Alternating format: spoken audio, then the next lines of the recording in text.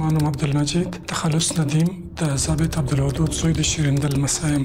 د کابل ولایت د خاک جبار ولسوالۍ د چلاف د کلي اوسېدونکی یم. فلحال د کابل ولایت د بګرامي ولسوالۍ د قلعه محسن د کلي چې 12مې ناحیې ارزه قیمت پورې مربوط کیږي اوسېږم. د اسلامي امارت په خلاف تبلیغاتو کې ما د څو اکاونټونو څخه کار اخیستی چې یو اکاونټ چې دی د مجید ندیم په نوم باندې و، بل اکاونټ چې د مریضه یوسفي په نوم باندې، او بل د ندیم آزاد په نوم باندې اکاونټ و.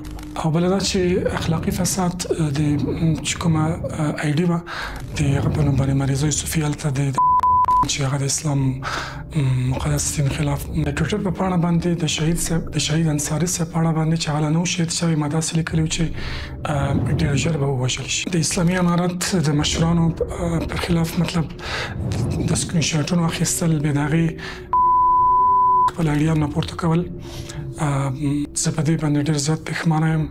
د امیر المؤمنین شیخ صاحب د توهین او همداسې د اسلامي امارت نورو مشرانو ته چې له فیسبوکي آیډیانو کې له مانه شوی دی، په هغې باندې زه خجالته پښېمانه یم او دا زه ژمنه کوم چې په راتلونکي کې به داسې یو څه بیا نه تکرارېږي.